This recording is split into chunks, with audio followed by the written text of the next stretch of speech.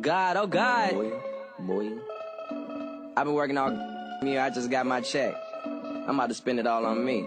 I'm worth it. Yeah. Hold up. Tell me what you say.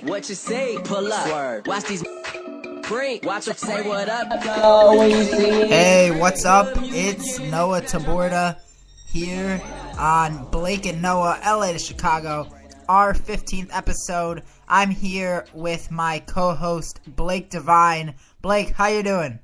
Pretty good. Excited to be back. 15th episode. And quite a remarkable week in sports, you can say so. Yeah, I mean, last week was really good, and this week seemed to get better. Lots of upsets, lots of surprises.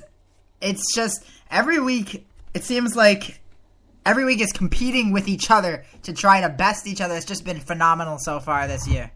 Yeah, some could say that the fall is the best season in sports. I could definitely make that argument myself. You have football, both college, and you have the NFL just in the swing of things right at the end of the year. You have basketball starting up in both the NBA and college.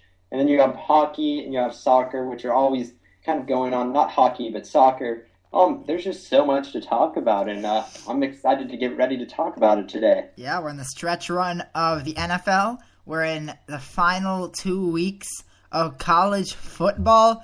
It's just great. And before we get started, the website, you should definitely check it out. Blake posted on it, has an article on it. I have an article on it. A couple of other guys have articles. We'll be updating that. So definitely go to that. That's nationalsportsradio.com. It's a great website, and we hope you enjoy it.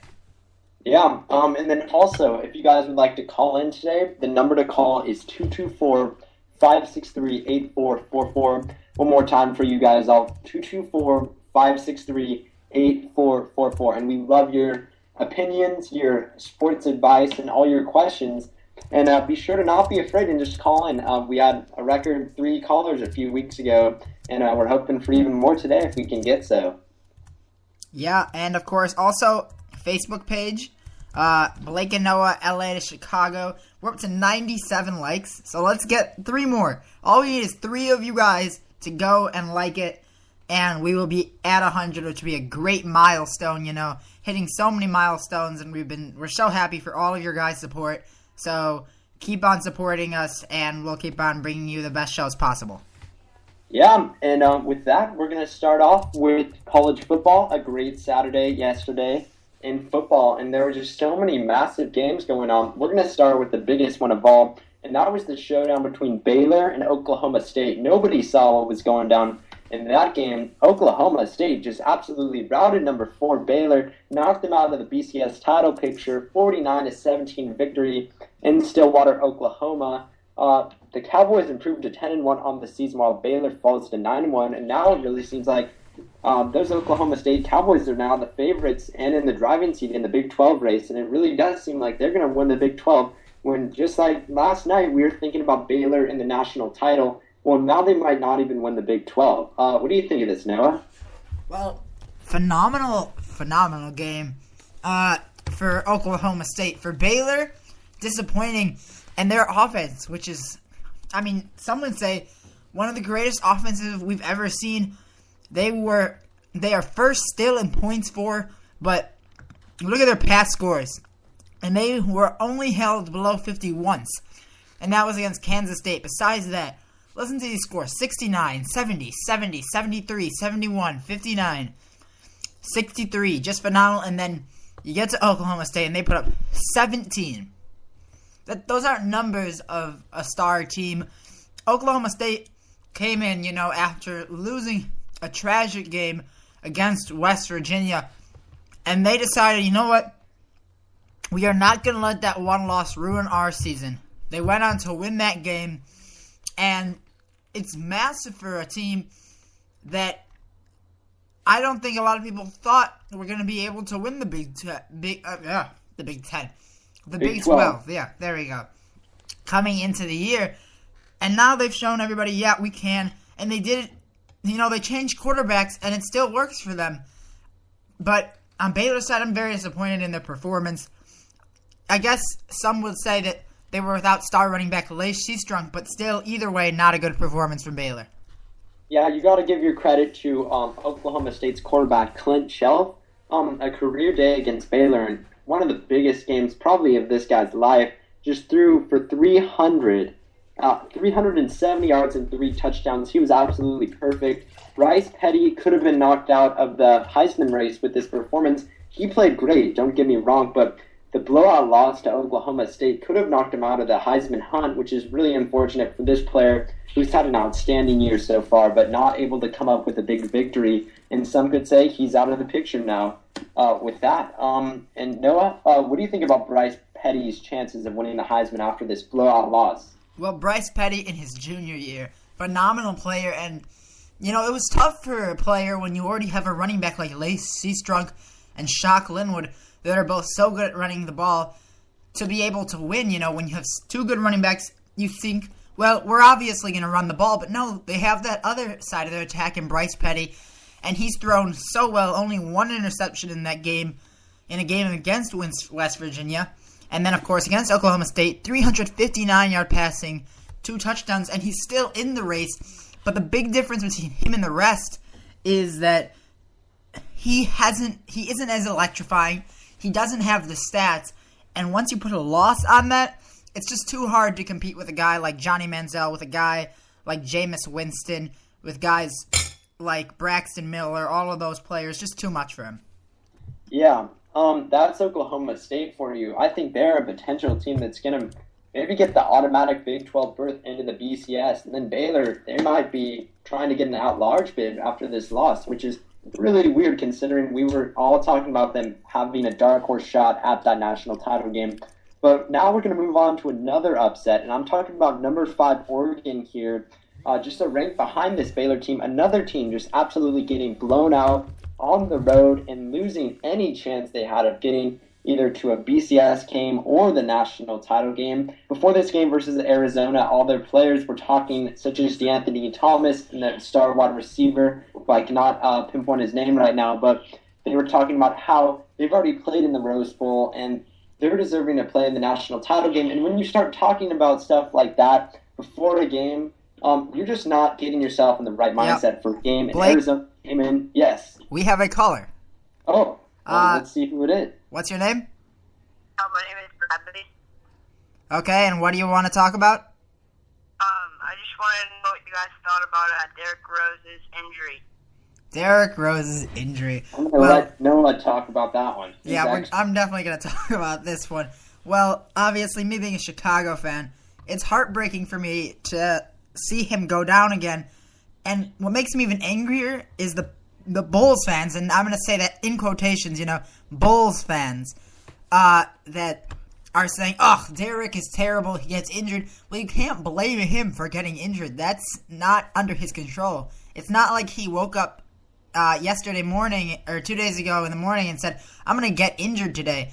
But for a guy who was the youngest player ever to win the MVP, who had such high futures, and now he's out again for a long period of time, he may never come back the same, and though I hope he does, if he doesn't, the Bulls are in a bad situation, he's in a bad situation. It's just really unfortunate all around. Yeah. Blake, do you want to add something to that? No, I think you stated it well. Any more questions from our caller in today? Yes. What do you guys think of the Baylor upset yesterday? Well, we were just talking about the Baylor game, of course, and I do want to add one more point in there, that despite this loss, Baylor, they are still very much in the BCS hunt, because you look at it, they are one of the best one-loss teams, along with Clemson, along with a couple of other teams. The difference being Missouri, Auburn, they all have shots to prove their worth. Clemson still has a shot to prove their worth.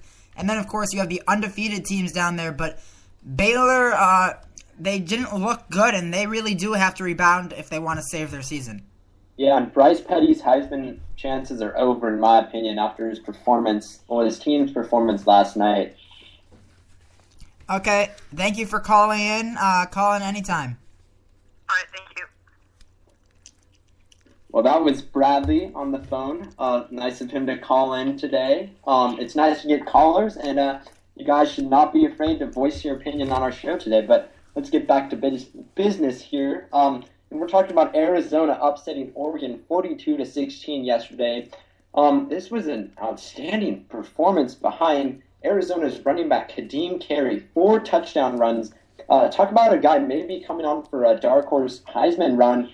This guy has been consistently dominant in the Pac-12, yet no one's been talking about him. It's really been a quarterback Heisman year where everybody's just talking about quarterbacks, but talk about an outstanding running back. This guy should definitely be considered for the Heisman, and he voiced that he will be coming back next year to play at Arizona, so he'll be a Heisman favorite for next year. But talk about this year, just outstanding numbers, and Arizona's 7-4. And they're going to play Arizona State, their rivals, next week. We'll get more talking in about Arizona State and their victory over UCLA, but that's going to be an outstanding game and another game to showcase his talents. But I just want to hear your opinion on Oregon losing for the second time this season. This was a team in which everybody thought that they could be the team that could finally beat Alabama and unseat them, yet they have 2 losses in their last 3 games. Marcus Mariota's chances of winning the Heisman are thoroughly over, in my opinion. Noah, what do you think?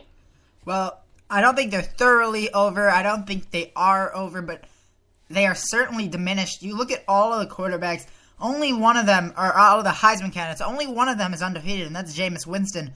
So the losses for Mariota aren't as big, especially because a lot of them haven't been his fault, but I do think they took the big hit against Arizona. Stanford, you look at and you say, look, they lost to a good team, to a good defense, and he played well. But against Arizona, after going the whole year without throwing an interception, 2 interceptions just come out of nowhere.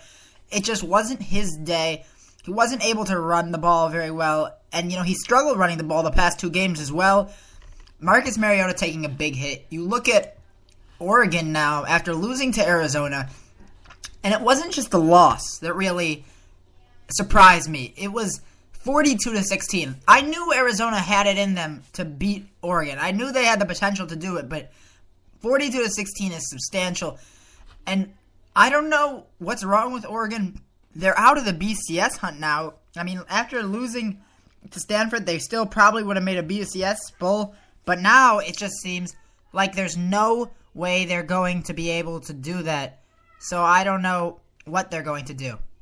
Yeah, I mean, some could say this team was just very cocky and not appreciative of their standings currently in the BCS. I thought giving them a number 5 ranking was very generous, but you have to say that my USC Trojans did give them a gift by defeating Stanford and letting them have the chance to reach the Pac-12 title game and maybe reach the Rose Bowl in the process. But then they go and blow it the next week on the road versus Arizona Wildcats team, who's very undervalued and underappreciated under Coach Rich Rodriguez, the former Michigan and former West Virginia coach, by the way. But Oregon, I don't know. I feel like I wanted this team to reach the Pac-12 title game. I wanted this team to reach the BCS national title game, but you could say they've thoroughly underperformed this season with 2 losses. This is a team that could have gone undefeated in the regular season, won the Pac-12, and then played in a BCS title game.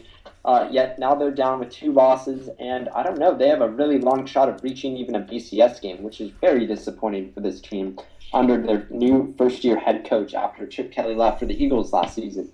Yeah, would you have believed in the preseason if I had told you, and this is supposing Arizona State does beat Arizona, that Arizona State would end up with a better conference record than Stanford and Oregon and UCLA and USC? I don't think anybody would have thought that.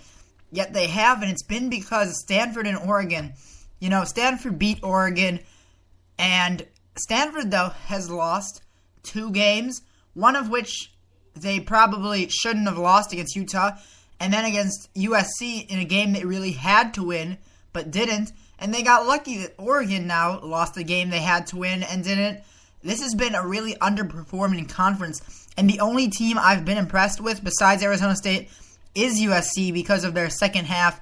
It's been a really odd year for the Pac-12. Yeah, and with that, now we're going to go on to the other huge game in the Pac-12, and I'm talking about Arizona State going into Pasadena and defeating the UCLA Bruins I was not one of those people that thought Arizona State had a chance of beating this Bruins team. I mean, UCLA has only previously, before their loss last night, had only lost to Stanford and Oregon, two of the top teams in the nation, on the road. And this team led by Brett Hundley, I thought, had vast potential to maybe win out the rest of the season and kind of be a possible dark horse national title contender for next season if Brett Hundley were to stay back. But they ended up coughing it up at home in Arizona State. Who would have thought them to win the Pac-12 South, but they did it. And now they're sitting pretty at 9-2, 7-1, best record in the Pac-12, and they're going to play a very big game next week against Arizona, like I said before. But talking about UCLA, very disappointing. Coach Jim Mora's team is expected to definitely contend for the Pac-12 South. And Blake, then, we have another caller. Another caller. Yeah, we have Gustavo on the line. How you doing, Gustavo? Hey, I'm actually Daniel, and I wanted to call in and ask about how Daniel. Johnny Manziel's Heisman chances are after that loss last night. Could you repeat that, please? What do you think Johnny Manziel's Heisman chances are after the loss last night? Okay, Johnny Manziel's chances after the Heisman. Well, Johnny Manziel, despite the loss, has had a phenomenal year, and his only problem has been his losses. That's the only thing for me keeping him back from winning a second straight Heisman. So for him, he really has to root for a Jameis Winston loss, but I do think he's had a phenomenal year. It's just a question of those losses, but I do think that right now he's still in second place for the Heisman. Yeah, I just have to say, yesterday could have been his worst performance ever, in my opinion. I mean, if I were to grade it on an ABC scale, it would be an F. He literally could not complete a pass yesterday. LSU just thoroughly dominated him and his offensive line. And I know how good Johnny Manziel is, but 3 losses already on the season for Texas A&M. Was expected to contend for a BCS Bowl, and now that's out of the picture. And I think his Heisman chances are also out of the picture as well, despite his outstanding talent. But it just shows all that immaturity in the offseason has really come to haunt him this season already. Yeah, anything else, Daniel? So what do you think about the Jameis Winston case going on right now with the sexual assault thing? Yeah, Blake, we're definitely going to have to talk about this. So, as you know, Blake, Jameis Winston facing the sexual assault charge. And because you're the Florida State fan, you probably should talk first. Yeah, I mean, the most recent information coming about the scandal was that DNA testing revealed that they did have sexual relations, him and the person that was charging him for the rape case. His attorney says the sex was consensual, while the person charging against him says it was rape. So this is not looking good, in my opinion. He is the best player in college football, no doubt about it, this season.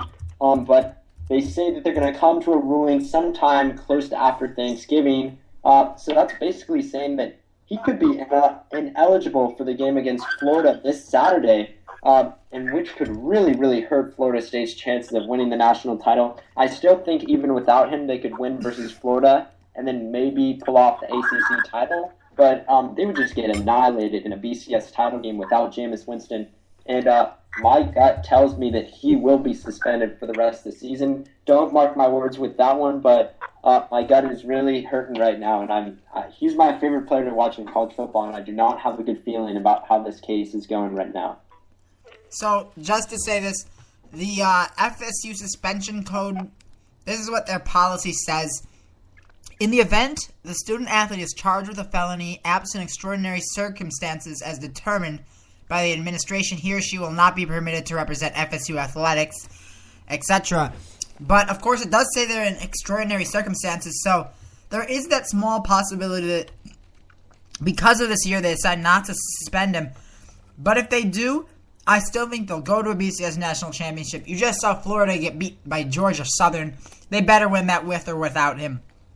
Then, if they end up going to the ACC championship game against Duke, they better beat Duke. Otherwise, they don't deserve it. But obviously, I agree with you 100%. Without Jameis Winston in a BCS national championship, they can kiss goodbye their hopes. Anything else, Daniel, or is that it? We seem to have lost him. Okay. Okay, so what are we on now, Blake? Yeah, just shout out, thank you, Daniel, for calling in. Another new person to call in, which is awesome. I saw that you thought it was Gustavo, but well, we're still waiting on Goose today, our biggest fan, I would say. You guys should be more like Gustavo, is what I would say to all you guys out there. Not afraid to call into our shows ever, but also thank you to Daniel for calling in today. Now we're going to get back to what I was talking about, and I was talking about UCLA getting beat at home versus Arizona State. I know you're really high on this Sun Devils team, Noah. Can you just tell me about what your expectations are for them in their game versus Arizona and then playing Stanford in the Pac-12 title game? Well, I look at Arizona, and I see a good team, but I'd be very disappointed in Arizona State if they're unable to win. Either way, though, Arizona State will go to the Pac-12 title game in a rematch against Stanford. They lost 42-28 in a game where they played awful first half. They were down 29-0 before coming back. They outscored them 28-13 after that, and I think Arizona State will win the Pac-12 and will head to the Rose Bowl in a gigantic surprise. I think that Arizona State will start off better, and I think that supposing all of the undefeated go and win the rest of them, I would say that Arizona State will be playing possibly either the winner of the Big Ten or, if Ohio State is able to make the BCS championship, the runner-up. Yeah, and just a notable thing as well, if Arizona State defeats Arizona, their rival, next week, then they will be playing at home in the Pac-12 title game. Unique scenario here. In the Pac-12, you do not play at a neutral site. You play either whoever finishes with the best mark in the Pac-12 plays at home, and it would be Arizona State hosting Stanford. And I think that would be a very good scenario for this Sun Devils team for possibly pulling off an upset against Stanford and reaching the Rose Bowl. So if all goes well for this team, the sky is the limit indeed. Yeah, it'll be exciting. And can we trail this Arizona State conversation into a conversation just really quickly about how the Big Ten, you can't disrespect them now, because you look at Arizona State and they finished up barely defeating Wisconsin on a terrible call. So Wisconsin, in my opinion, is a better team. Then you look at Ohio State, who blew them out. So Ohio State could compete with Oregon. They could compete with Stanford. I think that a lot of the teams could. You look at Wisconsin, they've been tested by Minnesota. There was a close game for a lot of there. So my opinion, the Big Ten gets a lot of hate for what it doesn't deserve. You have Michigan State now, who's climbing the ladder there. And I think it's time for people to realize that in this day and age in college football, there are no bad conferences. All of the conferences are good now. The SEC, supposedly unstoppable, but you see all these teams now losing to ACC teams, that are losing to Pac-12 teams, that are losing to Big Ten teams, that are losing. It's just, there are no bad conferences anymore, and I think people have to start realizing that. And it all comes down, you say, oh, well, interconference not playing well, but I think that every conference is good. I just think that there are certain teams in each conference that make every conference look that much better. Ooh, Noah, I'm going to have to disagree with you here on this one. The Big Ten is not having a good year. I'm not saying that they're a bad conference, but I'm not saying that they're having a good year. They're one of the weaker conferences of this year of the Big They're better than the ACC. Conferences. ACC is the weakest one, in my opinion, right now. Also, you can make the argument for the new Big East or whatever that American Athletic is. Also, the Big 12 has actually now been weak. Now that Baylor has lost, they're not like that great of a conference either. Besides, you have Oklahoma, but it seems like, I feel like there are those weak conferences. I feel like now people are saying that, but there are still 1, 2, 3 Big Ten teams, or 4 Big Ten teams. You're not including Nebraska. Okay, Minnesota. Let's talk about Nebraska for a second. Minnesota's better than Nebraska. Beat Northwestern on a Hail Mary pass at home to beat a terrible Northwestern team who lost 7 games. Nebraska almost beat UCLA. They were destroying them in the first half before UCLA rallied. UCLA won 41-21 in Nebraska, though. So this is not a legit team. This team also barely beat Wyoming 37-34 in the first game of the season. So I'm just laughing thinking about you including Nebraska as an elite team. I don't. I think Minnesota is a better team. Minnesota, they're 8-3, but you look at this team.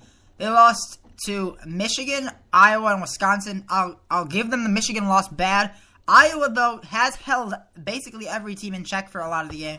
And, of course, you can't say, oh, they lost to Wisconsin. That's bad, because obviously Wisconsin, a really good team. They should have beaten Arizona State. Once again, the call at that end of the game was possibly one of the worst calls. And they always seem to get those. But I disagree with this, that you can say, you look at Florida State, and sure, I think actually the ACC and the Big Ten are about just as bad, because they say, well, the ACC is better. Well, you look at the team that Florida State have beaten. They haven't beaten any team really. They've only beaten one team that's remaining that's actually in the top 25 now, and that is Clemson. So they haven't beaten any really good teams besides that. Ohio State's beaten more top 25 teams. And they did the same thing with Baylor, yet Baylor was still about to overtake them. I think that's why the BCS system is flawed. I think that's why all these polls are flawed. And that's why I'm really, really happy that we're going into a playoff system where a team creeping up into the top 3 won't really do anything to the third best team. Yeah, and so that is our talk about some of the top teams right now. The BCS standings have yet to be revealed tonight, but it's projected to be Alabama first. No questions about that. Florida State number 2. And then you have Ohio State now at number 3, and nobody's asking questions about that. Baylor is not on their back anymore. At number 4 is expected to be Auburn, and that is going to set up a showdown between Alabama and Auburn next week in the Iron Bowl. This game slightly reminds me of the game from 2 years ago. Is it 2 years ago? Maybe 3, when Cam Newton led Auburn into Alabama in Tuscaloosa and led an elusive comeback victory for Cam Newton, who ended up winning the Heisman, and this whole team won the national title over Oregon. But this kind of reminds me of that, but the payback version where A.J. McCarron leads Bama into the SEC title game undefeated against their rival Auburn. It reminds me of that because it's really close to Thanksgiving, and the scenario is very similar. So it just reminds me of that, but in a payback version. What do you think, Noah? Well, first of all, it's rivalry week time. You've got Oregon State. You've got South Florida versus Central Florida. You've got LSU. You've got versus Arkansas. You've got Florida State, Florida. Auburn, Alabama. Baylor, TCU. Ohio State, Michigan. Clemson, South Carolina. Texas A&M, Missouri. Minnesota, Michigan State. UCLA, USC. And Arizona State. Not to mention some other smaller ones like Duke versus North Carolina. But it's going to be a great week in college football. And I have Auburn beating Alabama. I think because it always straightens itself out. There is never a time that the BCS doesn't straighten itself out, actually. It almost never happens. And I think that Auburn has what it takes to beat Alabama. I think Alabama will be challenged, and if they can come out of this, I think they lose to Mizzou. I think they're going to lose a game. Auburn or Mizzou in the championship game. I think they're going to lose a game. I think out of all of them in Auburn's just playing too well, and I think Auburn will upset Alabama, shock the nation, and set up a Florida State-Ohio State national championship game. Well, that would be a great scenario, but I just got to tell you this. Nick Saban does not lose big games.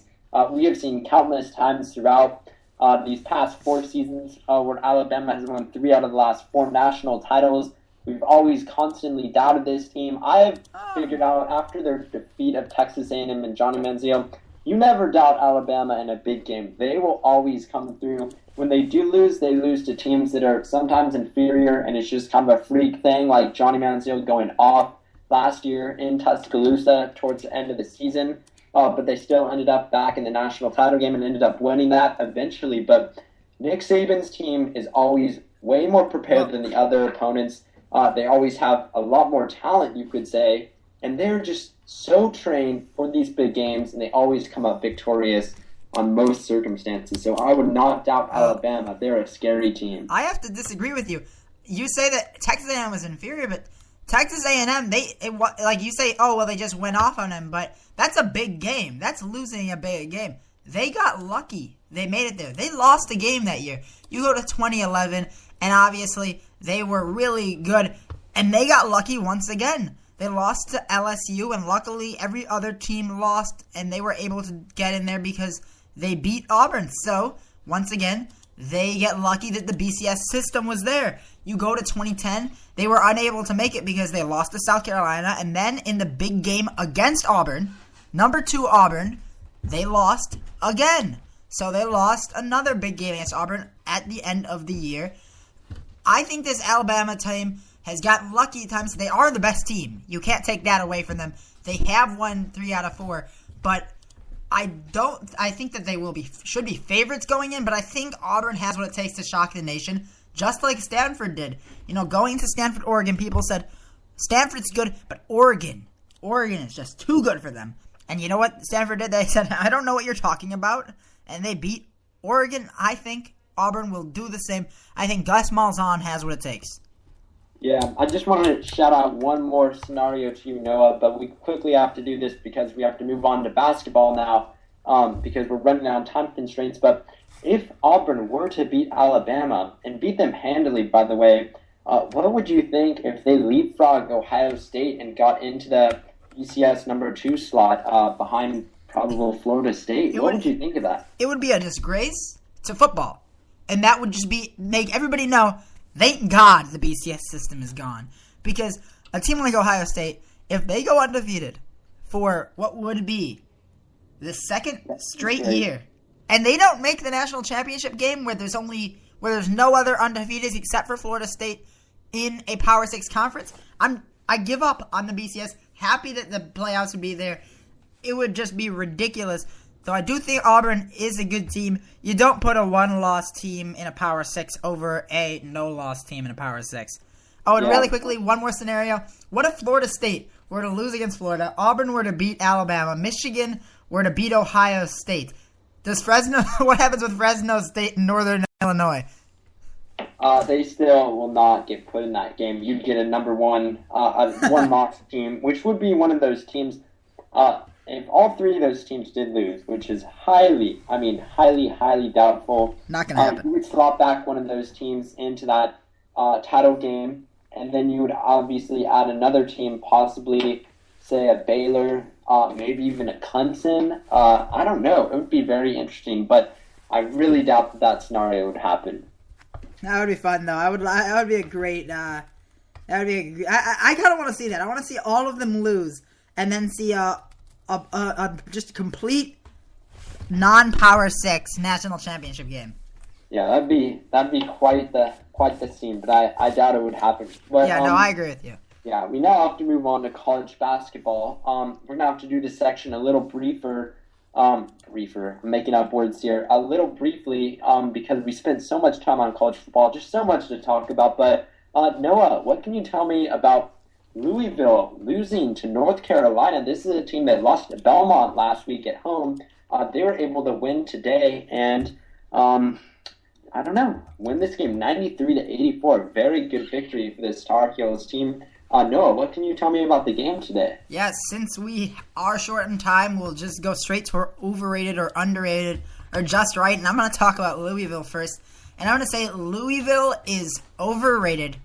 They lost to UNC. And they lost handily. They were playing well at the beginning, and then UNC said, wait, what are we doing still tied with them? And they took over the game. You look at Louisville, and they were struggling against College of Charleston, and they struggled at times in other games, and it just really showed that they aren't that great of a team. They rely too heavily on Russ Smith. I don't know if this year is going to go right for them when it comes to March Madness, but they definitely are still the favorites for the American Athletic Conference. Yeah, and now another team to talk about, or overrated, underrated, or just right.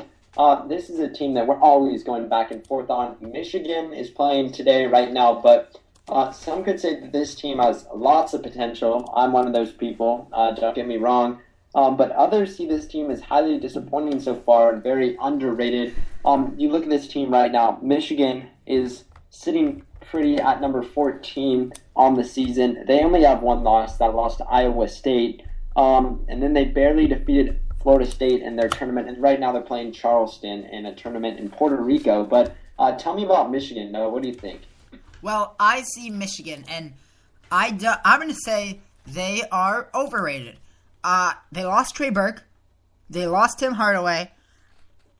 Glenn Robinson is not playing at the level we thought. Mitch McGary playing well, but he's getting in foul trouble too often. I look below them, and I say Oregon is better. I say Baylor is better. I say Iowa State is better. We already know that. I think UCLA is better. I think UNC is better. I think UConn is better. I think Michigan should be down a bit. I do think they're a good team. I think they're a team that can get through the first round and possibly even go to Sweet 16, though that may be stretching a bit. But you saw the game against Iowa State. They were just not good enough. Florida State, barely able to pull it off. And I know Florida State is a good team, but still, they're not a ranked team. And you saw Florida State today against Northeastern, barely able to escape them. So if you're barely able to escape a team, barely able to escape Northeastern, I don't know. Sure, Florida State beat VCU, but honestly, I don't think VCU is that great either. But Michigan, for me, overrated, but still a good team. Okay, now let's talk about Florida State, the team that barely survived. Not barely survived. They lost to Michigan, but then they absolutely blew out VCU, who's ranked number 10 at the time, in the Puerto Rico Classic. What do you think about this Florida State team right now? They're 5-1, and their only loss is at the hands of Michigan by 2 points in overtime. And they were previously unranked, but I think they're going to get in the top 25 after this great performance this week. And some don't realize that they almost signed Andrew Wiggins of Kansas. They were one of the top 3 choices he had, but he did not pick them. But only one can wonder how good this team would be if they had Andrew Wiggins. But what do you think about Florida State? Oh, I think they are underrated, and I think they're going to have another chance to prove that against Florida, which should definitely be a big game in that. That's a great rivalry, and I agree they probably will be a top 25 team, and they're a really good team. I think that Michigan truly is better than them, and I think if they played again, Michigan would be able to win a little more easily, but I still think Florida State is underrated for where they are, deserve to be in the top 25, despite a struggle game against Northeastern. But that's you can kind of understand that after destroying VCU and playing a hard-fought game against Michigan. It's hard to do that night in and night out. Okay, and then the other team that Florida State blew out, this is Virginia Commonwealth, preseason number 10 team. They play in the Atlantic 10 Conference, which is not the strongest conference, some would say. They lost today to Georgetown, 84-80. They've lost 2 games this week and barely pulled out a victory over Virginia on November 12th. What do you think of this team? I have a feeling what you think, overrated, underrated, in between. I have a feeling what you're going to say here. What do you think, Noah? Well, they are overrated, and they're going to play Northeastern, and I'm taking Northeastern to upset them. And I think they're going to go to 4-3, and they could possibly even lose to Belmont. They're going to beat Belmont. I mean, Belmont will beat them for sure at Belmont. Oh, they won't beat them for sure. That's not true. VCU has the ability to heat up, and they are a good team. They have a great coach. Don't say for sure. Belmont, they are a good team. They did get the win over UNC, but Virginia Commonwealth has this ability to heat up. I don't think for sure, but I do think Belmont has a very good shot at that. And I think Belmont is shaping up to possibly be a team that's going to make their case for the top 25 as well. Yeah. Do you think this team is dangerous come March Madness because of Shaka Smart? But also, they've not been very good in the tournament they've played out at a neutral site in Puerto Rico. I do think that they are still a threat. Shaka Smart, a great coach, and this is a team that really, it's early on in the season for all of these teams, so overrated, underrated, but still a lot of time to go. I think they will be a threat, but if I had to choose between them and a lot of other teams, a Belmont, I'd take Belmont right now over them. Okay. Now we're going to move on to UNC, who just defeated Louisville, who is number 3 ranked, the defending national champions. This was a team that's 24th ranked right now. They're going to move up in the rankings for sure.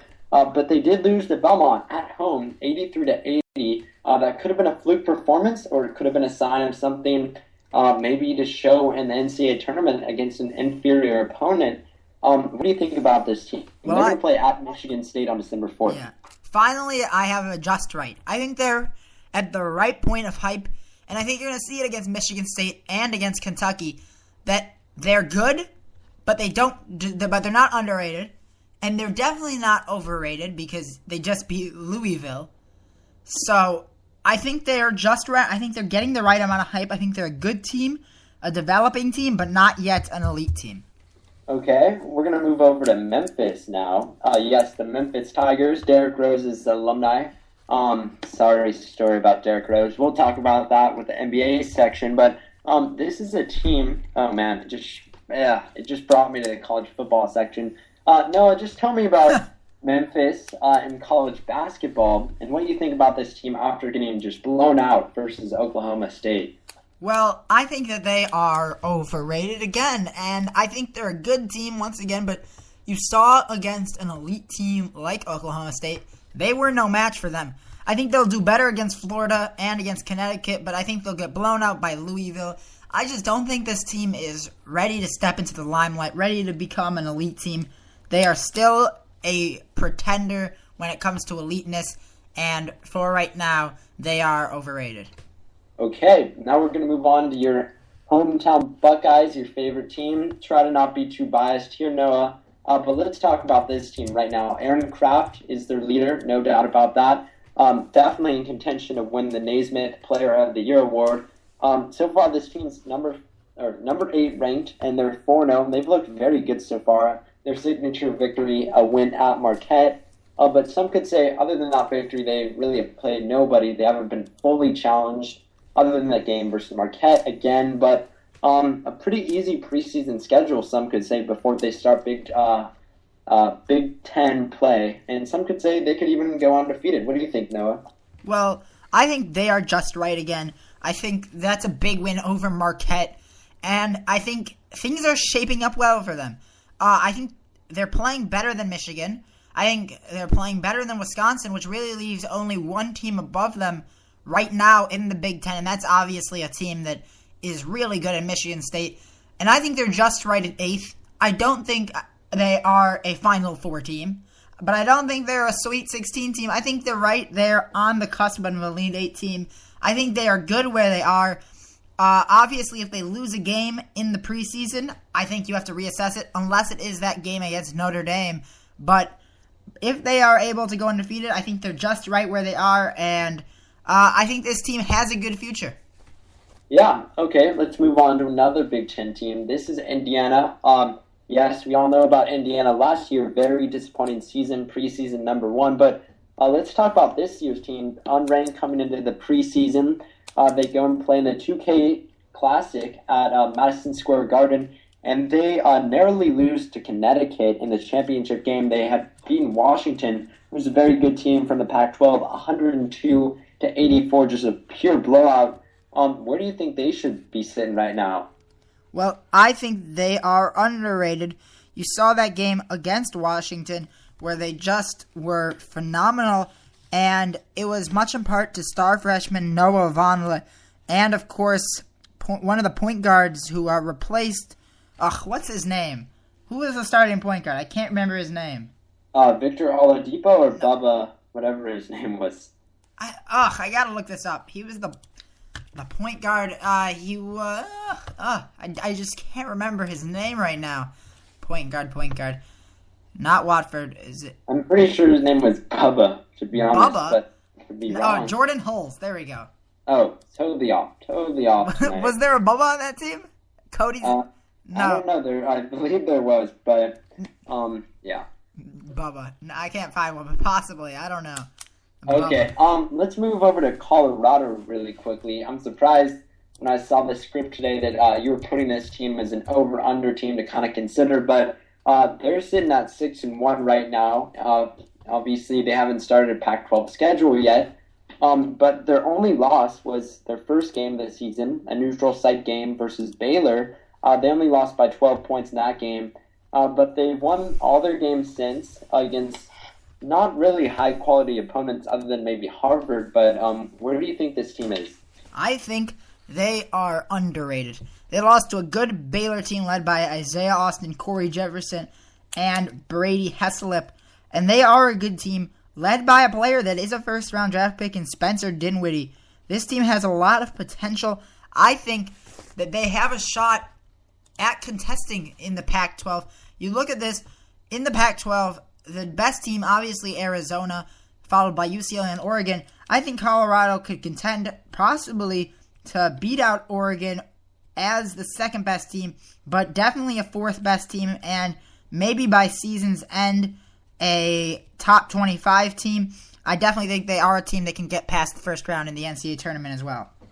Okay, one last team to consider really quickly. New Mexico coming in right now. They're currently ranked number 19, but they're going to drop after losing to Massachusetts in the Charleston Classic. But they did win today versus a good Davidson team that we all know about from Steph Curry in his days playing there, just upsetting all those teams a few years ago. But they blew out Davidson 79-58, a really good bounce-back performance. This team lost their coach, Steve Alford, in the offseason to UCLA. We all know about that. But what do you think about this New Mexico team? Well, once they drop, they'll be just right. But for right now, they are overrated. They don't deserve to be that high. I mean, they have some good players in Alex Kirk, the junior, averaging 22 and 11. The center, just phenomenal player. But as you said, they lost Steve Alford, and I think that's the big difference. I don't think they're as good as they once were. I don't think they should be ranked in the top 25. I think Colorado is more deserving. I think a bunch of other teams are more deserving as well, just like FSU. But they are overrated. They are a good team, and they'll make the NCAA tournament, but I just don't see them as a top 25 team. Yep, and with that, I think that is all for our college basketball segment. A little more brief than previous segments, but we're running out of time with all that college football. But we're going to take our first commercial break. Stick with us, everybody. We'll get back to you with the MLB. A lot of off-season trades going on, including Johnny Peralta signing with the Cardinals, and also David Freese getting traded to the Angels. So the Cardinals making a lot of moves over the offseason. But commercial break for you all right now. Stick with us here tonight, everybody. We'll be right back. Your presentation of national sports is brought to you by Spreaker.com. Broadcast and listen to news, radio, and music with one low monthly rate. Your show will be right back after this word from your local stations. Make it, do it, makes us harder, better, faster, stronger. That don't kill me, can only make us stronger. I need you to hurry up now, cause I can't wait much longer. I know I got to be right now, cause I can't get much stronger. We're back on our 15th episode of Blake and Noah, LA to Chicago, and we still have a couple more sports to talk to you about. And we went a lot of time with our two callers in college football. So Blake, get right into it with baseball. Yeah, but do you want to announce quickly what we will be doing every week during the off season of baseball? Really quickly, Noah. Oh yeah, of course. Almost forgot about that. Every week in the off season, of course, because we do have so many sports to talk about, we can't dive in for 30 minutes. So we'll be doing a quick update, and occasionally, like today when there was a big deal over the past week, we'll discuss it a little more in depth. We'll be doing a quick update, if you've ever listened to a radio show, sort of like a sports update. Blake will be bringing that to you, and occasionally me every week. So definitely stay tuned for that. Blake, we'll do our first one ever right now. Yeah, really quickly for you. Johnny Peralta was signed by the Cardinals for 4 years and $52 million. This was a player that was suspended this last season with the Tigers, 50 games, but he was an outstanding clutch player in the postseason for the Tigers, who lost the AL Championship Series. He'll be a nice addition to this Cardinals team. Other news in offseason for baseball, David Freese was traded to the Angels from his hometown Cardinals. No real notable players on this trade other than him. The Angels acquired David Freese, who was the former MVP of the World Series in 2011, traded away from his hometown St. Louis team. Another notable trade in the offseason was the Yankees signing free agent catcher Brian McCann for $85 million. No surprises here for the Yankees making big moves in the offseason. That's a 5-year contract for him. A very good bat for the Yankees at catcher, which is one of their weaker positions right now, some could say. And with that, that's going to be all for... another news. The biggest news of all was Prince Fielder getting exchanged for Ian Kinsler of the Texas Rangers. A good trade for both sides, but some could argue that Texas just got even better getting Prince Fielder, but others seem to argue that Ian Kinsler is just a notable acquisition for those Tigers. Just both teams are going to get better from this trade, I feel. But those are your baseball updates for this week on the Blake and Noah Show. Yeah, and before we go into our next segment, as I said, occasionally we'll talk a little more in depth, so we'll spend about 2 minutes here talking about Prince Fielder for Ian Kinsler.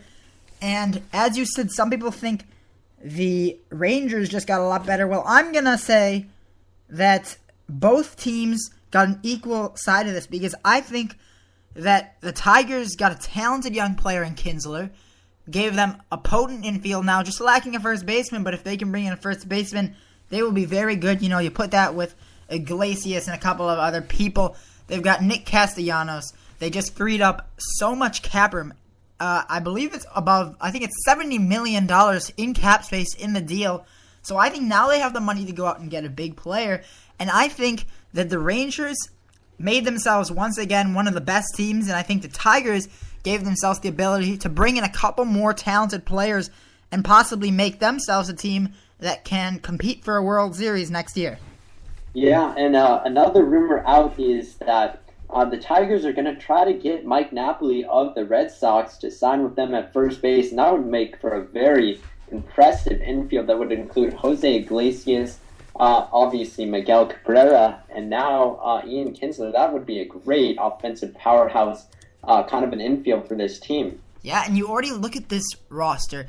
They've got great pitching in Verlander, Porcello, Scherzer, of course, the Cy Young.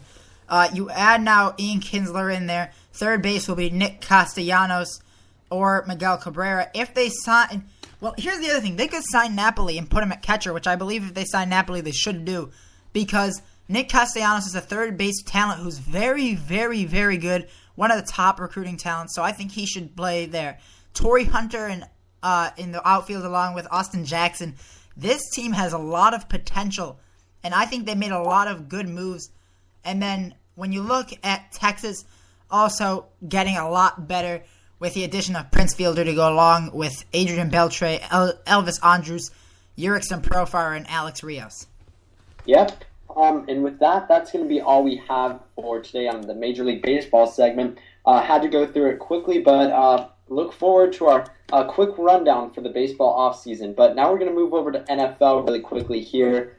Score rundown for you guys all. The game that most recently just ended, that was the Cowboys taking out the Giants. And this was a huge game in the NFC East race. But Tony Romo was able to get the big victory, improved to 6-5 on the season, or the Cowboys improved to 6-5 on the season with that 24-21 victory at the new Meadowlands Stadium. Giants fall to 4-7 on the road, but a big victory for those Cowboys. Now they're tied with the Eagles in first place. But what was your initial reaction to this game, Noah? Well, that's it for New York. You know, they really rallied back and they played hard. But after this loss, I think it's over for them. Dallas and Philadelphia, in my opinion, are now racing for that title, and it'll be very close. You look at next week, you've got Dallas playing against the Raiders, which Dallas should be able to win. And Philadelphia playing Arizona, another game they should win. Let me check here if Dallas plays Philadelphia again. Do you know, Blake, because you are an Eagles fan? Yes, they do play one more game, and that'll be in Dallas, unfortunately, being an Eagles fan, because Dallas already came into Philadelphia and beat them. Week 17. Week 17, that could be a game in which both teams come in with an even record, and whoever wins plays in the playoffs, which always seems to happen to Tony Romo. And guess what, guys? He always seems to lose, so that could be a great game for my Eagles, but I'm thinking way too far in the future. Got to see how these next few games play out for my team. Yeah, but it's definitely going to be interesting.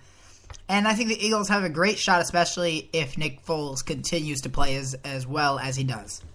Yep. Now we're going to move over to the scoreboard for Week 12, a very interesting scoreboard indeed. But let's just start off with the game played earlier today in Cleveland, and that was the Steelers defeating the Browns 27-11. Interesting score here, but the Steelers battered Jason Campbell and knocked off the Browns, who lose and fall to 4-7 at home, and the Steelers improved to 5-6 on the season.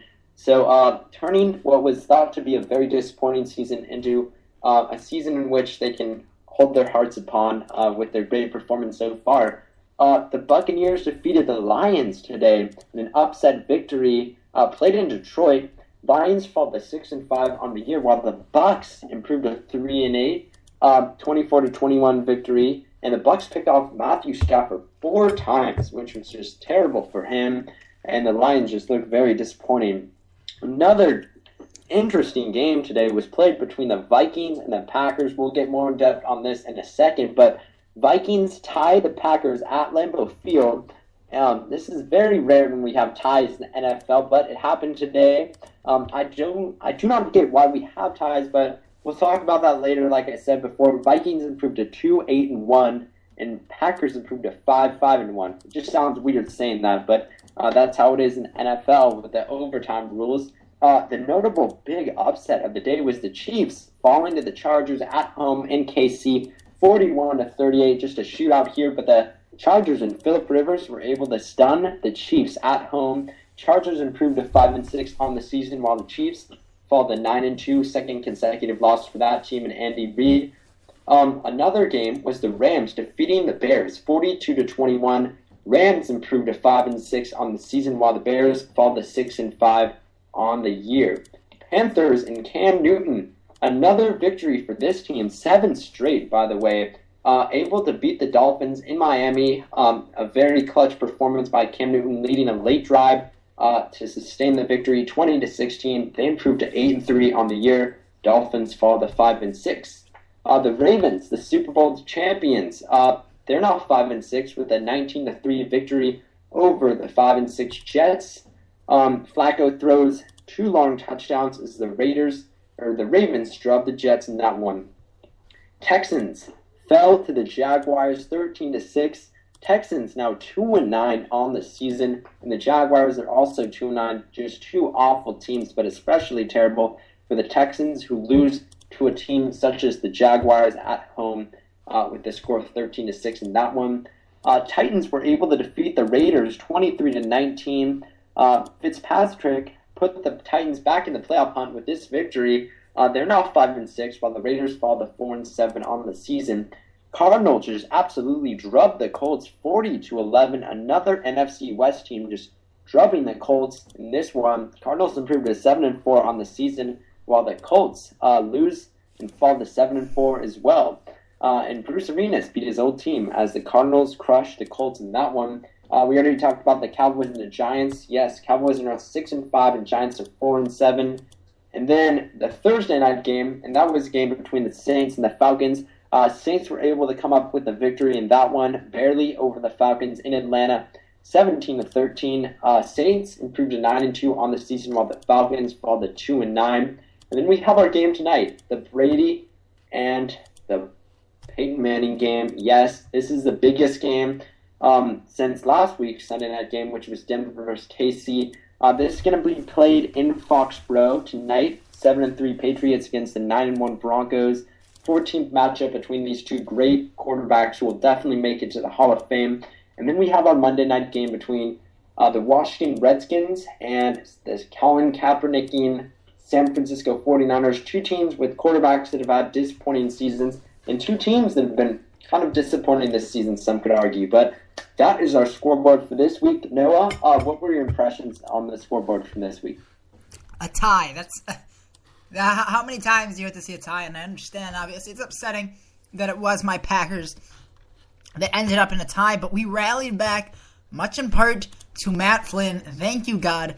I have hope for this season, just because of what I saw out of Matt Flynn in the end. He's thrown the ball well. Thank God. Hopefully, he can lead us to a couple more wins and put us in a position where in Week 17 against the Bears, if we can win that game with Rodgers back, then we can head to the playoffs with possibly a 9-6-1 record. Yeah, and I just want to hear your opinion. They're playing at Detroit next week. What is wrong with Detroit, everybody? Losing to Tampa Bay, who is coming in 2-8 on the season, and they didn't just lose on the road. They lost at home, now 2 consecutive losses. The loss versus Pittsburgh last week, you could have made the argument Pittsburgh's a kind of an in-between team that has the talent to beat them, but this is an inexcusable loss for this Detroit team. What do you make of it, Noah? Well, the Buccaneers have played well, actually, in their past couple of weeks. Went to overtime against Seattle before losing. They won 3 in a row, much in part thanks to Mike Glennon. So Schiano actually looking smart. Wow, it's been a while since that happened, but Mike Glennon has played very well, making Schiano look good. But the Lions, this is Thanksgiving Day, so this is definitely going to be fun to watch Detroit against the Packers. At Detroit, I have the Packers in this one. I think Matt Flynn has what it takes against a Detroit team that just doesn't seem to be able to do anything. But I think it will be high scoring.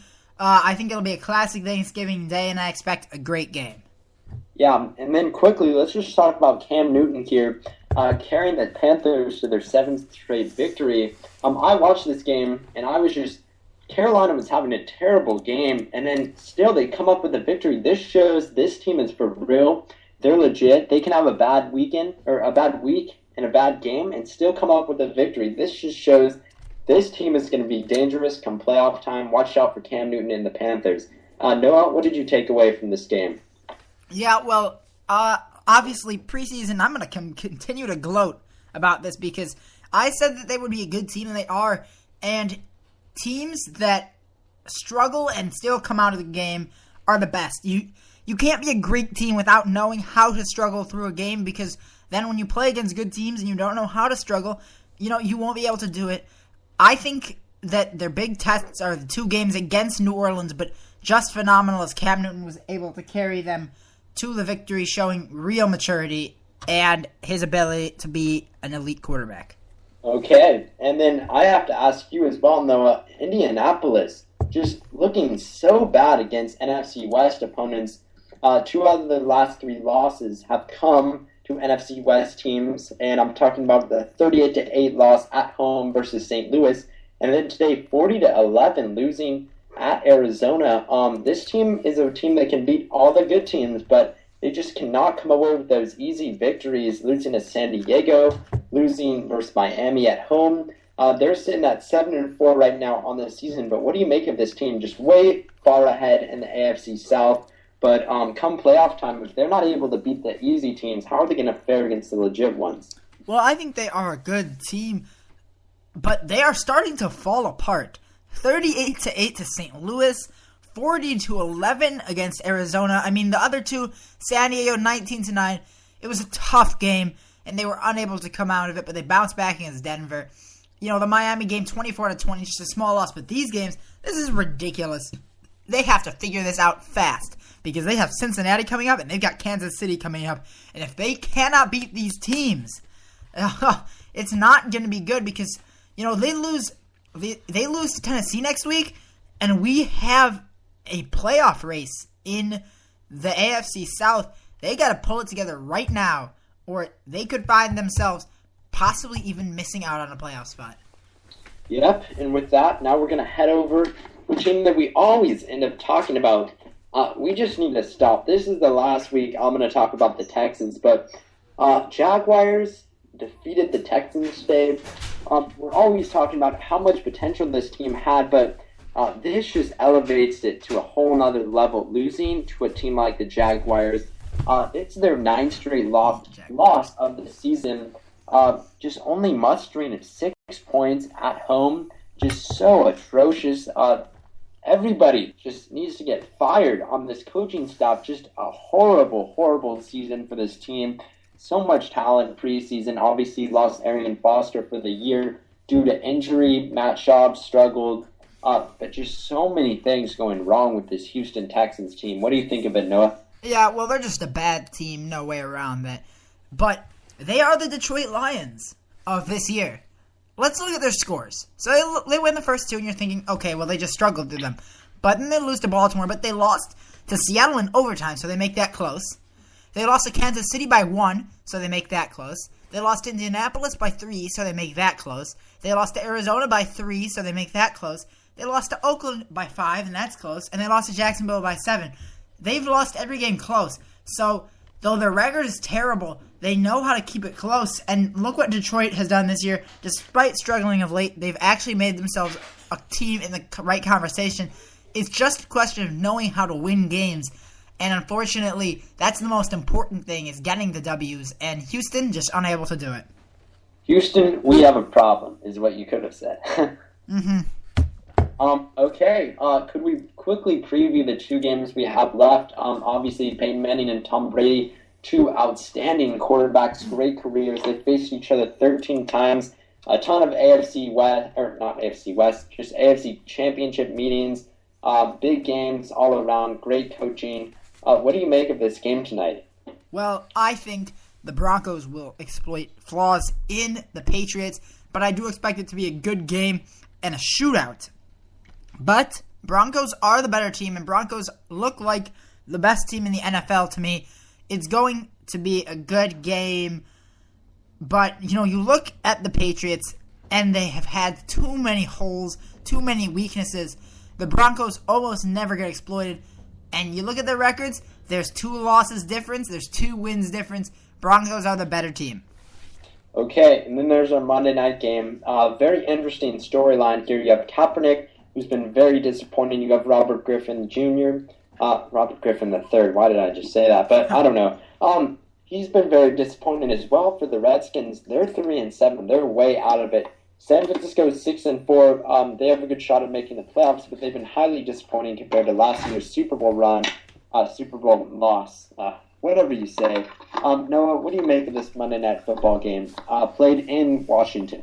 Well, I'm going to say it quickly and simple. Washington is going to win at home because Colin Kaepernick's futility. Wow. That's...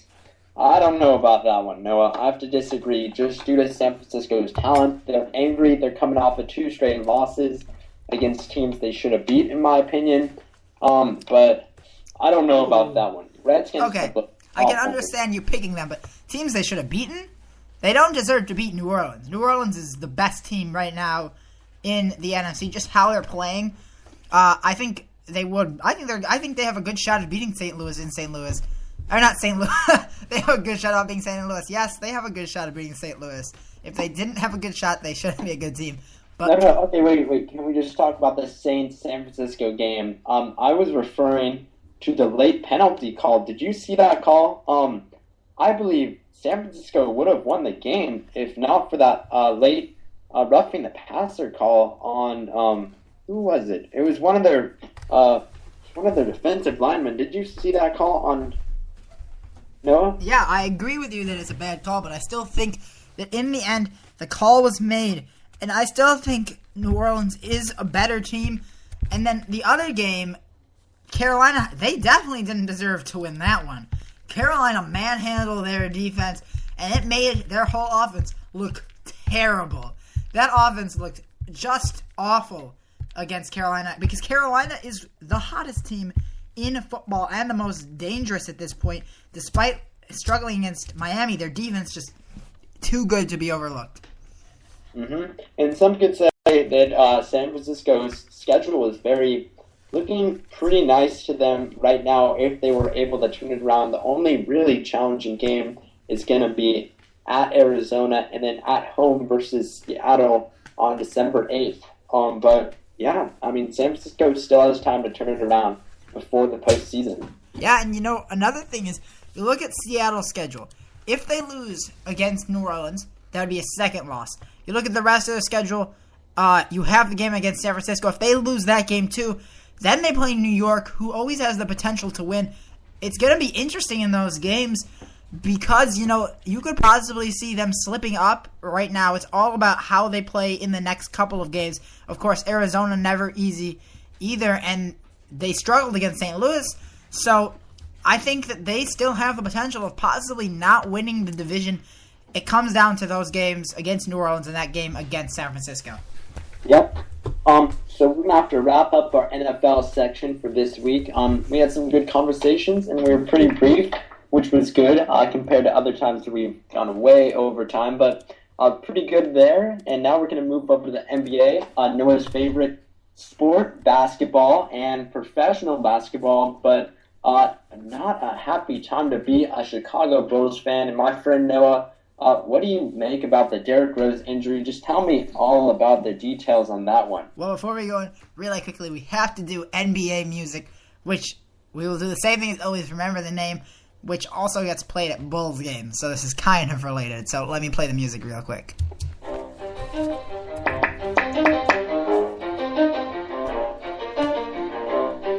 You ready?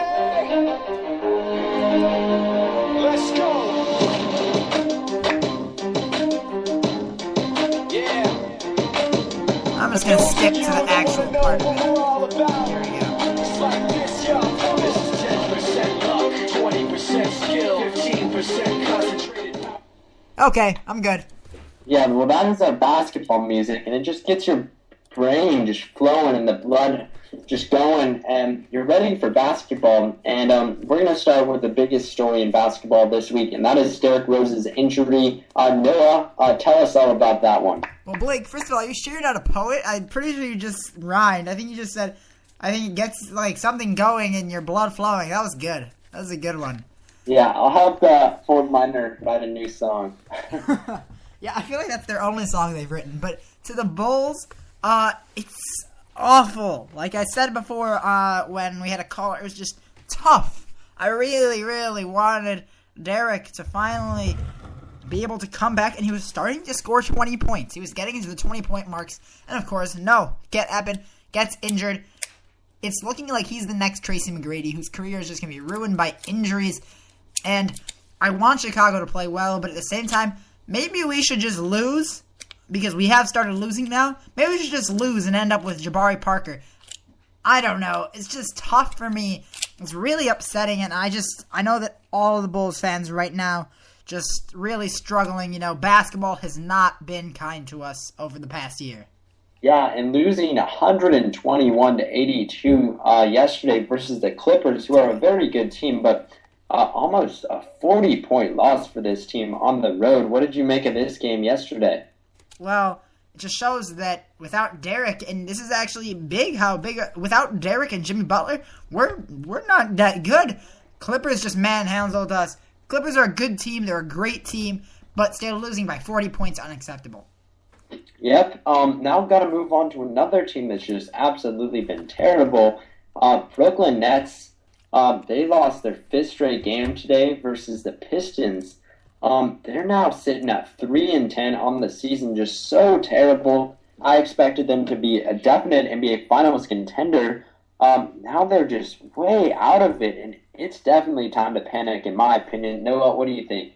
Yeah, and of course we're doing the panic or not section, you know, whether or not to panic. It's time to panic for the Nets, and it's because of Jason Kidd. You know, he is a terrible coach, in my opinion. He doesn't yell. He took the blame for things. He said he didn't get them prepared enough. From what I've heard from scouts, is that he's just not a good coach. He's not ready for the pressure. They need a new coach. And Blake, they kind of look like the Lakers that just really looked great, bolstered their team. I kind of feel like they're the team that isn't ready for it, and they're really overrated. Yeah, I mean, a team that is the most expensive roster in the NBA, filled with all-stars in the belief that they can contend for a championship, but right now they're sitting at last place, and they're a definite disappointment.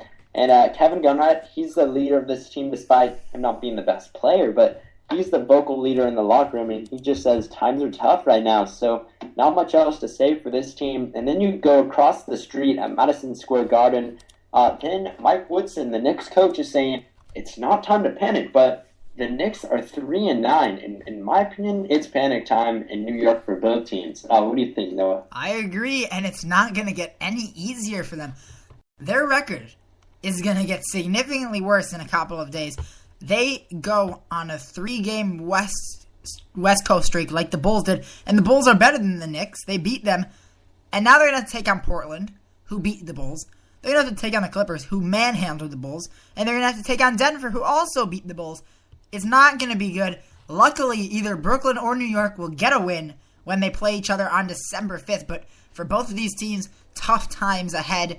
I would hate to be in New York right now. You say, oh, the Brooklyn Knicks are struggling? Or the Brooklyn Knicks. The New York Knicks are struggling? I'm going to jump on the Brooklyn Nets bandwagon. But then you realize, wait, the Nets aren't that good either right now. Tough times for New York. Yeah, 6-19 combined record to start the season for both New York teams. Who would have thought that? I would not have, but just so awful on so many different levels. But we're going to go to another team that's been struggling so far, and I'm talking about the Cavaliers right now. They're 4-10, and some thought that this team would compete for a playoff spot, but so far, not so good for this team. Losing most recently on Saturday, 126-96 at San Antonio versus the Spurs. What do you think of this team? And they're going to be inviting LeBron James back to Cleveland for the next game on Wednesday night versus the 10-3 Miami Heat. Well, here's an interesting thing. So if they end up playing badly and end up with a top 3 pick in the draft and all that money, they could end up with a guy like Andrew Wiggins and LeBron James, or Jabari Parker and LeBron James, or Julius Randle and LeBron James. It's very interesting, the possible situations for this Cleveland Cavaliers team if they don't do well. But don't press the alarm yet, because they do have a lot of talent. But it's not heading the right direction. They do have to get it turned around. But they are still, I would say, a good 10 losses or a good 10 losses in a row. You know, ending up 16 below. Then it's time to press the alarm, but not yet. Yeah, you said a lot of buts in that sentence. I assume you're saying but because LeBron James is very doubtful that he is for sure going back to Cleveland. That is going to depend on how his team fares this season, if they win a championship or not. In my opinion, if they do, then he will maybe go to Cleveland. He'll consider it for sure. And if they don't win, the Miami Heat lose, he's going to want to come back to the Heat and get revenge on whoever defeated his team in the finals. So a lot more to come with that. So you cannot assume that Cleveland will be LeBron James' next team. Okay, Chicago. We already went over this, but at what level, on a scale of 1 to 10 on panic, would you rate the scale for Chicago right now? Well, from what I'm getting from, gauging Chicago panic level, it's about a 10. But in my opinion, Derrick Rose injury situation, panic level 99 out of 10. But team panic level, I would still say it's about a 1 or a 2, because they still have a lot of talent. But if they can't stay healthy, it's panic time, because this team doesn't have a star anymore. And, if they end up, you look at their schedule, if they can't win some of their road games, if they lose to the Jazz, who are just terrible, they're just a terrible team. If they lose to the Jazz somehow, and they lose to Detroit, and they lose to Cleveland, they'd play Miami, then Detroit again, I would say alarm time, and possibly, play well, play some players, but, you won't go far. This is what my opinion, I would rather either have a 4 seed, or 4 or 5 or 6 seed, or I would rather have a high lottery pick. But I don't want anything in between for the Bulls. It's just too much for me. I don't think they'd be able to do anything if D Rose came back. It's just deja vu all over again for me and much of Chicago.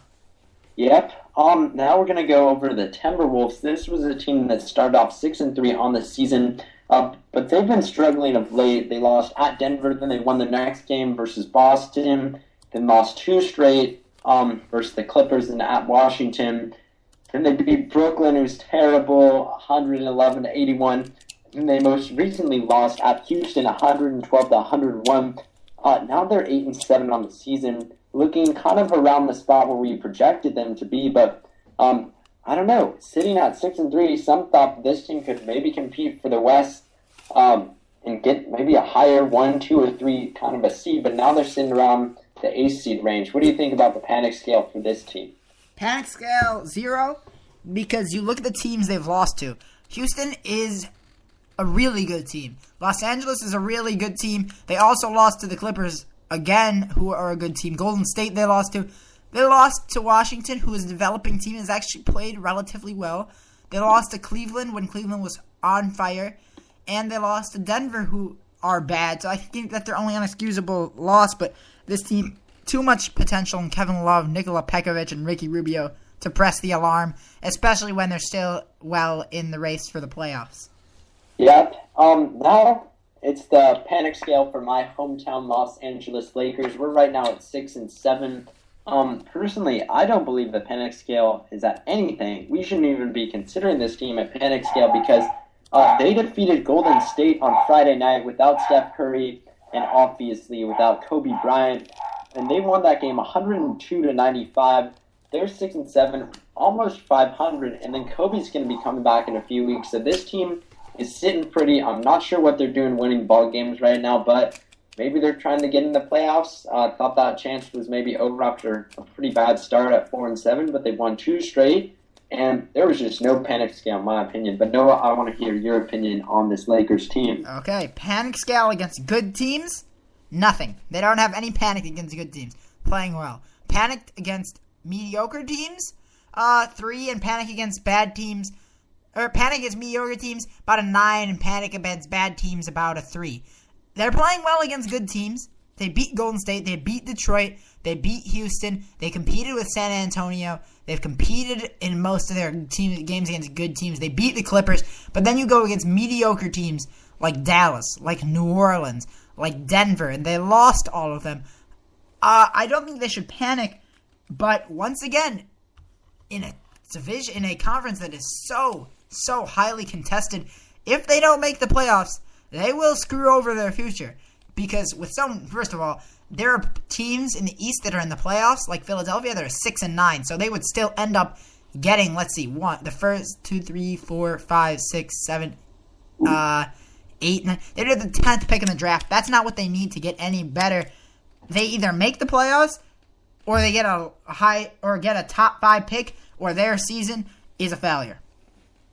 Yeah, I mean, they just got to choose right now what they're going to do, and it really depends on how Kobe is when they come back, or when he comes back, and how they're playing and how Kobe is playing. And it's just going to depend on that. That's what they're kind of sitting right in between right now, trying to figure out if they're going to tank or if they're going to compete for the 8 seed or the 7 seed in the West playoffs. But that is going to wrap up our segment for the NBA, unless, Noah, you have any more quick notes to add. Of course, as you said, how Kobe is doing, and I know that you're following him carefully, and Kobe obviously returned to practice, so he's getting very close to practice, which is good news for all Lakers fans. Yep. Keep on saying yep tonight. That is just my line that I'm overusing. I do not know what's up with it, but I think I'm overusing but. Yes. So we keep repeating yep and but. So sorry about that. We'll apologize for that one. Yeah. Now we can move on to our Say What segment of the week, but quickly for you, the Broncos and Patriots game has just gotten started, and we already had a touchdown, and that was Von Miller returning a fumble. Von Miller, ooh. Yards, 7-0 Denver right now with only 9 minutes to go in the first quarter, so still very early, but it must be pretty cold in Foxborough right now. And Von Miller, who came back from suspension a few weeks ago, a very big play. Yeah. And, of course, Von Miller finally coming back.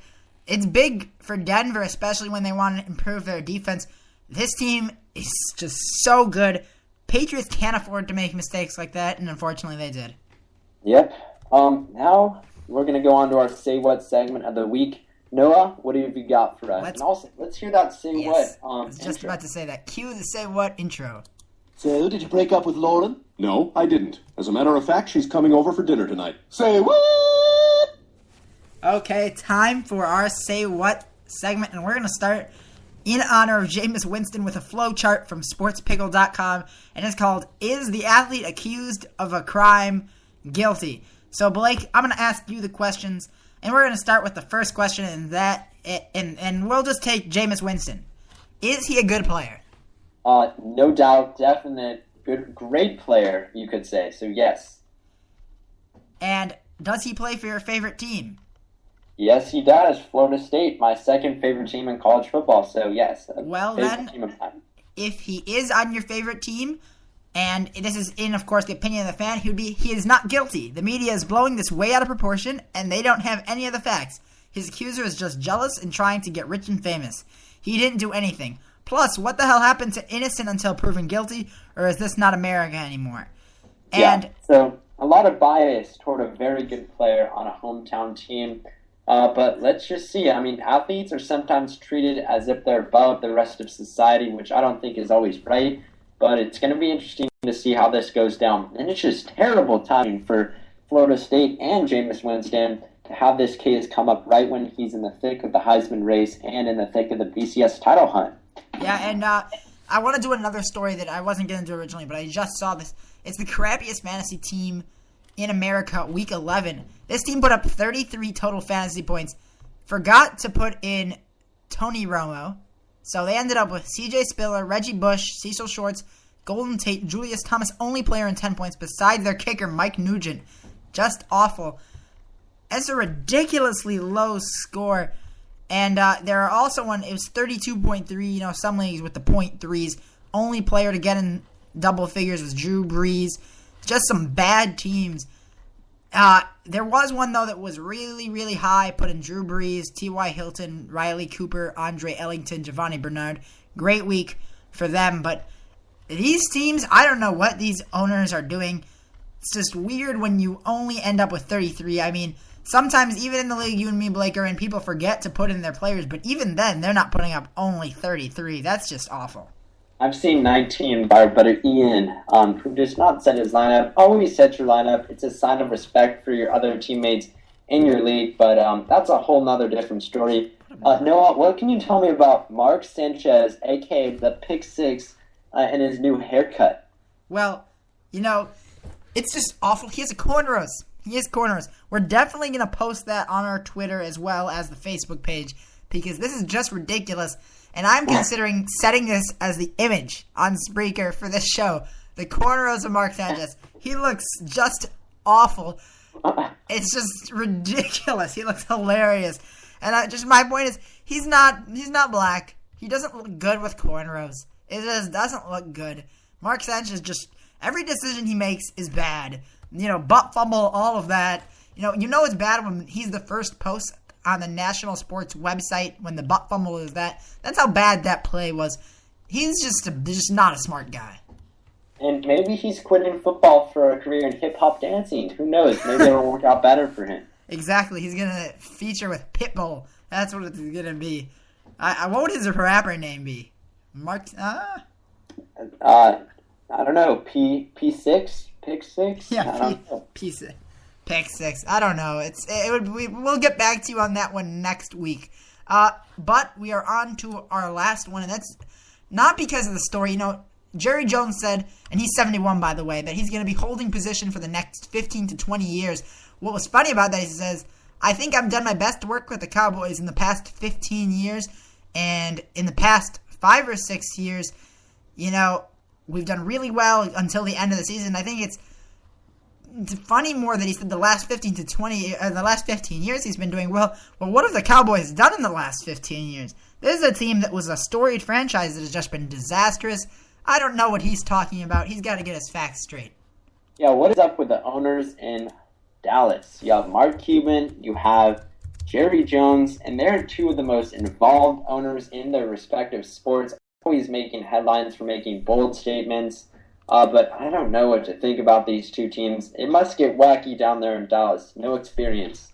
Yeah, and that is all for Say What. So let's do our birthdays before our shout-outs, and we'll start with baseball with Ducky Medwick, possibly the best name I've ever heard. Ducky Medwick. Steve Yeager's birthday as well. In basketball, Dave Bing, he was the point guard for the Pistons. Really good player in football. Got Jimmy Graham's birthday today. Happy birthday to the best tight end in football, Oscar Robertson, not to be confused with basketball's Oscar Robertson, John Henry Johnson, and Bob Higgins, as well as Charles Brickley. Let's see if we have anything else, any soccer or anything else. I'm just going to come up with a random one that we've never done. Windsurfing. Dorian Van Richelsberg. It's her birthday in windsurfing. Oh, also Thoroughbred Racing. Jimmy Jones' birthday in Thoroughbred Racing. So I give you two people you probably never heard of in two sports you probably don't care about. Yeah, great stuff for you, Noah. Now it's our shout-out segment, and I'll start off. I'm going to give a shout-out to my family, my brother, my sister, my mom, my dad. Thank you guys so much. And shout-out to everybody that liked us on the Facebook page and follows us on our Twitter. Thank you guys for calling in today. We had, obviously, Daniel and Bradley. Thank you guys for calling in. And be sure to call in anytime you feel like you want to talk about sports, because that's what we're here for. Then a shout-out to my USC Trojans. Fight on, baby. We're going to beat those UCLA Bruins in the Coliseum next week and take back the victory bell. And then my last shout-out goes out to Kobe Bryant. Get back from injury. Get healthy, Kobe, because you are one of the best players of all time in basketball, and we need you on the court. And it's been a very bad league so far with star power. You have Rondo out. You have Derrick Rose out now. We need you back to add some more hype to this NBA season. Yeah, and for me, I'm going to start with a shout-out to the sports teams. Ohio State, win that game against that team up north, a.k.a. Michigan. I don't like to say the name, but still, I think they can get that win, possibly, and of course, root for Auburn. So shout-out to Auburn as well, hopefully getting the win. Shout-out to D. Rose, the return, part 2. Hopefully, he makes it back healthy. Shout-out to, let's see, what else do I have a shout-out? I can't make a shout-out to the White Sox. There's nothing there. Shout-out to the Blackhawks, taking over as the best team in hockey again, going for a second straight Stanley Cup victory. Shout-out to my family, my mom, my dad, my cousins, my dog, who didn't bark today during the show, finally. I think that's the first show he hasn't barked during it. But, yeah, so it's been a great show, and we look forward to seeing you guys next week as well. Yeah, thank you guys all, and have a great rest of the night. Be sure to check out all of our other episodes and check out the new website for all you guys out there. But thank you all. Stay classy.